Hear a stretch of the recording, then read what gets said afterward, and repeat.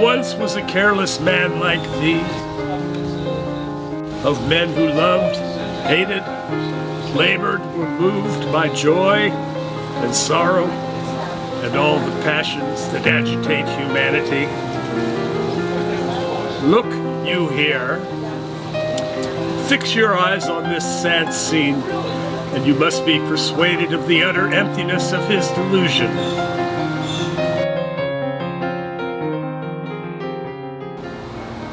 The delusion that somebody thought they knew what they were doing when they took on the project of painting these windows. Whoever it was, they assumed a burden they could not bear. They were playing a role they were not fitted for, and their lack of experience resulted in just what you see here. Painted shut windows. I'm Brian, your painting preceptor for the day, and welcome back to Tampa. Enough of this Poindexter stuff here. I just came from a costume party, and there's no need to be wearing this anymore.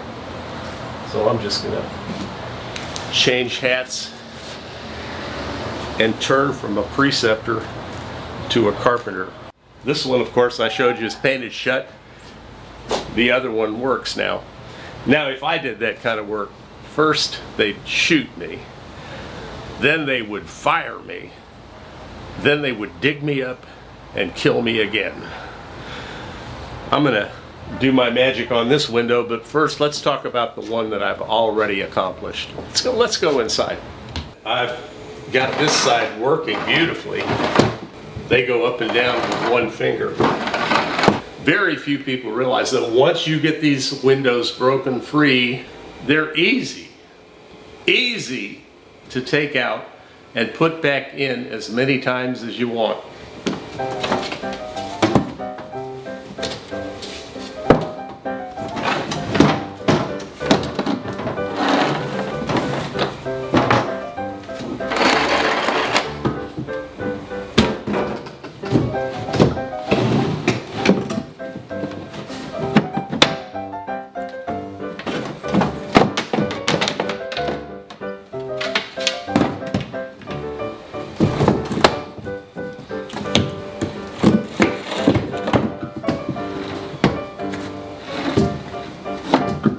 As far as the painting and glazing goes, it's a lot easier to do it while you've got them out. You can lay them on a table or put them on an easel, put them at a comfortable height. But before we can get to painting the sashes, we've got to paint the inside of the jamb. You can do that with a brush. Just to hasten this along for the homeowner, I'm going to use a spray primer. I just went around the whole frame with this spray can. I didn't even mask it off. This piece of molding covers the break here where the jamb meets the interior casing. And maybe you want to work on them before the paint's dry. So just take some whiting powder.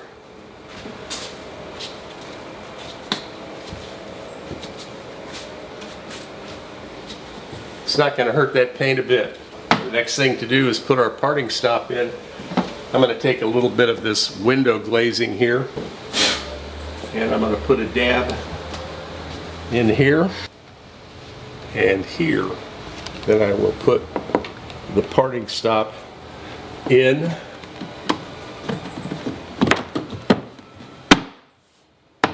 On one side only for the time being. Now, as far as parting stop is concerned, this is what I took out, and it's just barely wide enough to do the job. And this is what I prefer to use. It's about 1/8 of an inch wider. The stuff is always a 1/2 inch in thickness. In order to get that to go in a little more easily, you might have to knock the edge off of it.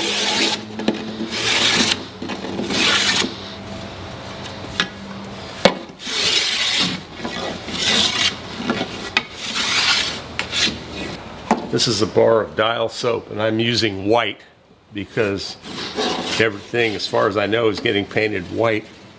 I'm going to butter this parting stop, and I'm going to butter the backside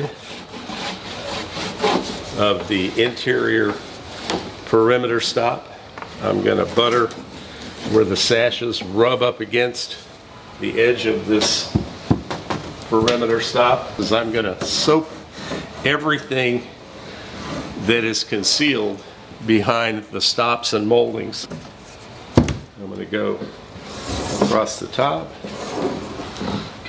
and in like manner we will do the other side. All the way around the frame where this stop molding goes, I'm going to rub some soap in here so that when this gets painted in place, if any paint creeps around, it will be a lot easier to remove afterwards. All the way around the frame, anywhere where there's wood on wood and there needs to be movement.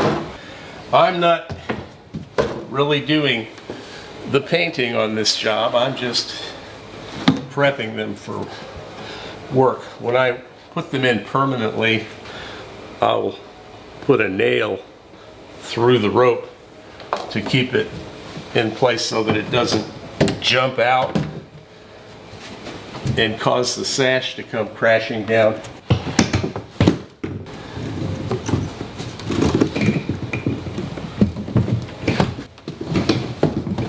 You have to bring the upper sash all the way down and slip this in behind the check rail. And there you have it. We will put our lower sash.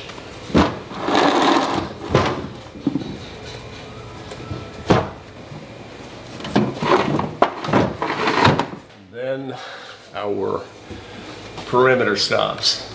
You have to adjust them to the window and allow for movement, especially in the summertime if it gets humid.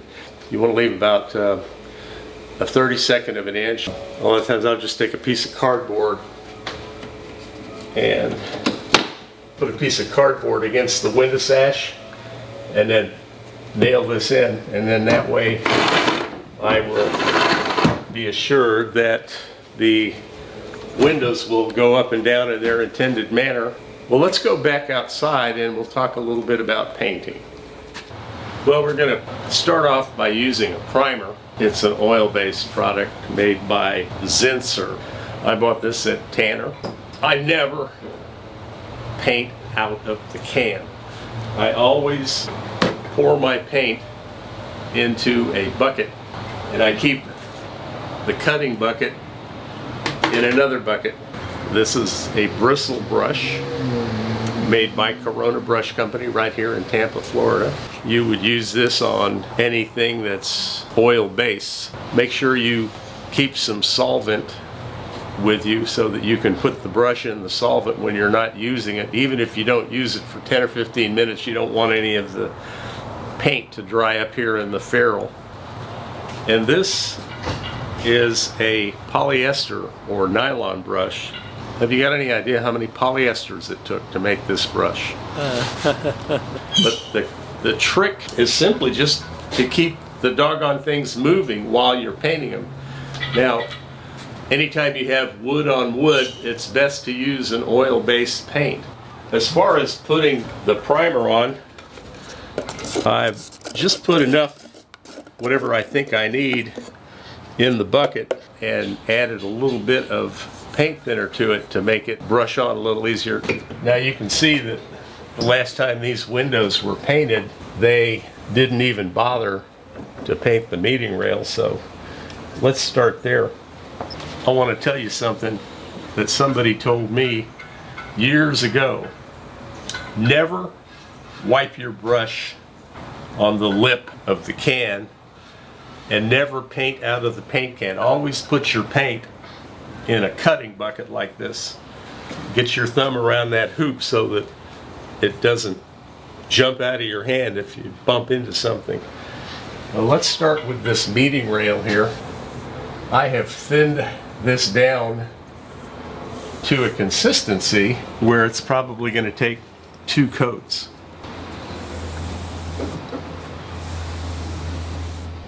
Keep some paint thinner handy and dip your rag in it, and go across the top or anywhere that you think paint might have slurped around. Because now we're going to go after this portion of it and very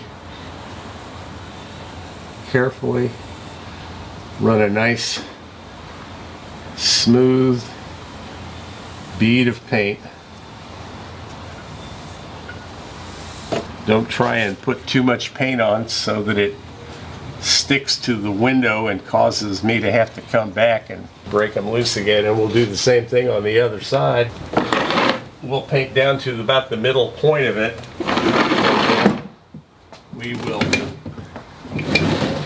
raise the lower sash. I am deliberately brushing some paint onto the glass, just enough to create a seal. Paint the bottom rail and the meeting rail first. I'm gonna paint the stile, and don't worry if you get paint on the glass. You can come in with a razor blade and touch up anything that you deem offensive. Just take a piece of sheet metal.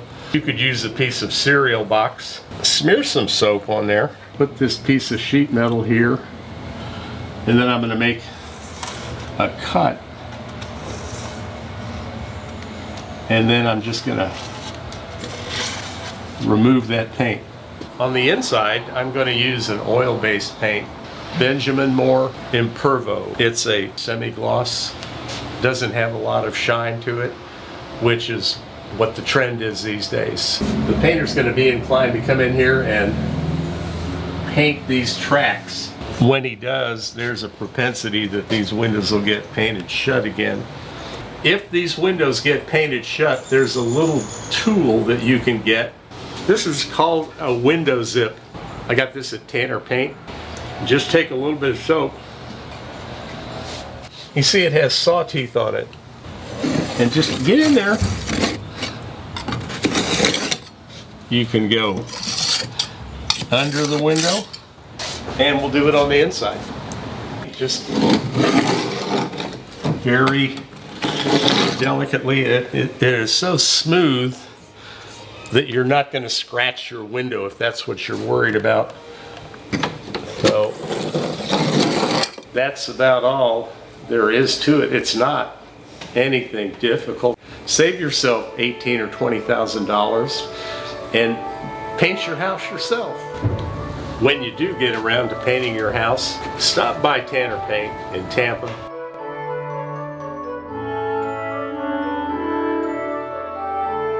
And if you live in an old house like this, pick up a color chart of historic house colors that all are coordinated to go together. Takes out all the guesswork. When you're through painting, pour some paint thinner in a can and put your brush in. Put your can in a can. Put the can in your bucket, and put your bucket in another bucket. When you're transporting it, what I do is I lay a step ladder down inside my truck, and I just put this between the rungs of the ladder, and if I have to make a sudden stop, that paint is not likely to spill all over the inside of my Toyota. Well, I'm Brian, your painting preceptor with Historic Woodwork of Tampa, Florida. We sure enjoy being with you today. It's Halloween time of the year, so get out there and do some trick-or-treating and have a pleasant, happy holiday season. We'll see you next year. Take care.